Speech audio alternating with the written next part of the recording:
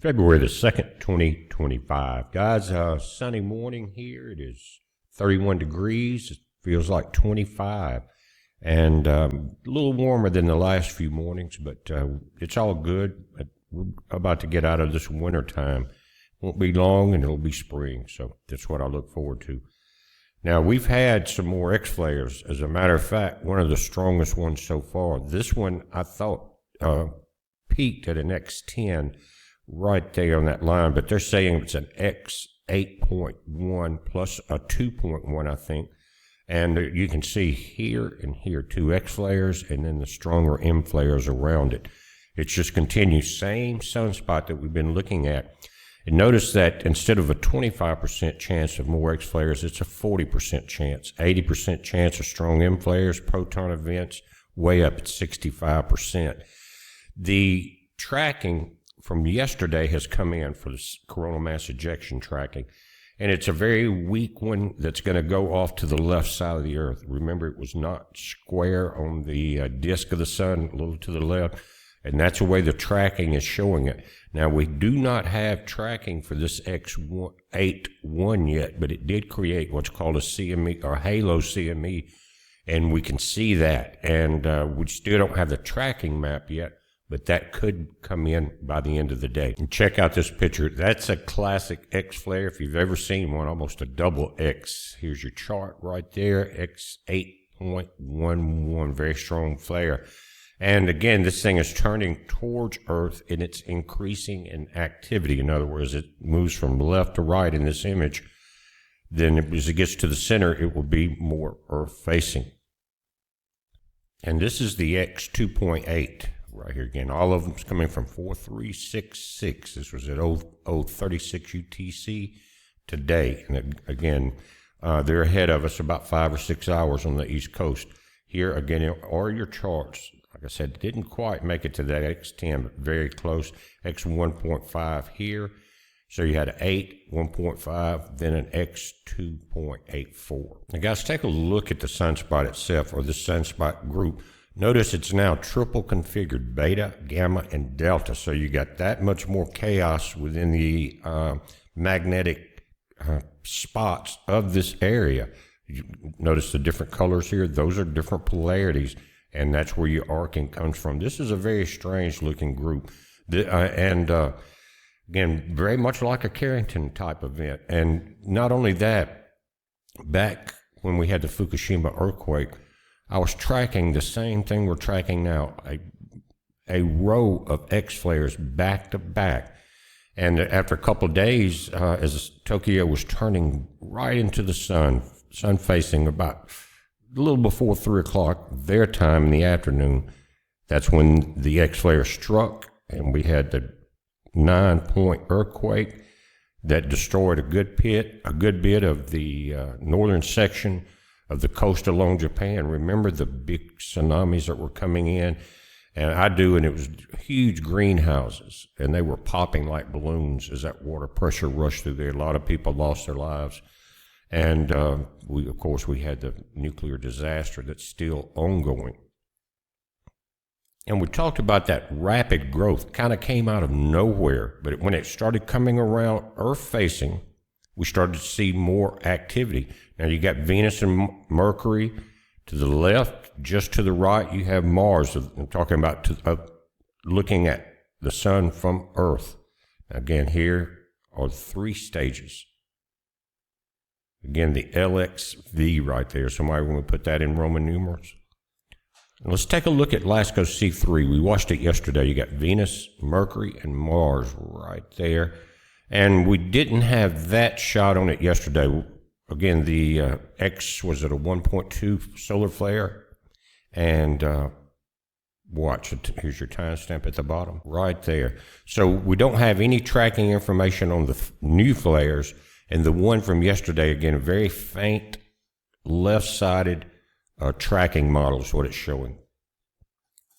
Now, from the Solar Dynamics Observatory, this is the X8.1, and definitely there was some type of coronal mass ejection. You can see the shadow of it here. And again, it would be predominantly moving to the left because of the area of the sun.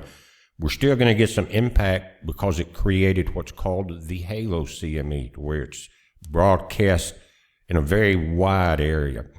It says the giant sunspot 4366 is a solar flare factory. In the past 24 hours, it has produced 17 M-class solar flares and 3 X-class flares. It's a few more than that now. It says the most intense so far was yesterday's X8 class flare shown here in a movie from, the SDO. And you can see the shadow of the CME. Look at that. It blew some stuff off the surface of the sun. It says extreme ultraviolet radiation from the flare ionized the top of Earth's atmosphere. This in turn caused a shortwave radio blackout across the South Pacific Ocean. Ham radio operators in Australia and New Zealand may have experienced loss of a signal below 30 megahertz for hours after the flare's peak. Now, again, remember yesterday it was 5 hours total of energy hitting the Earth because of the sunspots continuing, and now we're seeing it happen again. So all of my friends out there that can feel this energy, it's not over with yet. Guys, can you look at the coronagraph on GOES 19. Watch this flare come through here. And that's the sun behind that occulter disk. Wow, that's an intense flare for it to do that. Check it out. And that's kind of normal the way the coronagraph looks, and then you'll see the explosions like right there. But that was more than likely the 8.2, and it is a amazing blast. No wonder they lost 30 megahertz for several hours. Wow. One more time. Check it out. Let me back that up. Wow. Look at that. And you can see from this angle that the halo is more left-sided. You see this? Anyway, let's play it through. But guys, I just want to come in here and let you know what we're dealing with this morning. And now we have a higher chance of more X-flares than we did yesterday. And you see what's happening. Now let's go back in time just a moment. This is saying X-flare March 9th, and it was the first X-flare in 4 years. This is 2011. March 11th, 2 days after this activity was continuing, March 11th, 2011 was the Fukushima quake. It says March 9th ended with a powerful solar flare. Earth orbiting satellites detected an X 1.5 class explosion from Behemoth Sunspot 1166. Another 66 on the end of the sunspot, around 2320 UT. A movie from NASA's Solar Dynamics Observatory shows a bright flash of UV radiation plus some material hurled away from the blast site, just like we just saw. Let's play this through. Right there, you see it? And it's just a short loop from back then. And that is very reminiscent of what we just saw as far as that shadow movement right there of the present sunspot. Now let's go to the next day, March the 10th. Newly arriving coronagraph data from the Solar and Heliospheric Observatory show no bright CME emerging from this eruption. Some material was surely hurled in our direction, probably not enough for significant Earth effects. They ended up eating those words. There was a series of X-flares coming in here. Nothing as strong as the 8.2. And they said the same thing then. Probably won't be much of a significant Earth effect. It says after 4 years without any flares or X-flares, the sun has produced 2 of the powerful blasts in less than 1 month. February 5th, March 9th, and then right around March 9th and 10th, they continued. This continues the recent trend of increasing solar activity and shows that solar cycle 24 is heating up. NOAA forecasters estimate a 5% chance of more X-flares during the next 24 hours, and that occurred. That's exactly the situation that we're looking at now. Some are saying Carrington event, but this one actually did more damage to the planet than the Carrington event did. It burned up a lot of telegraph lines. It electrified and killed some telegraph operators.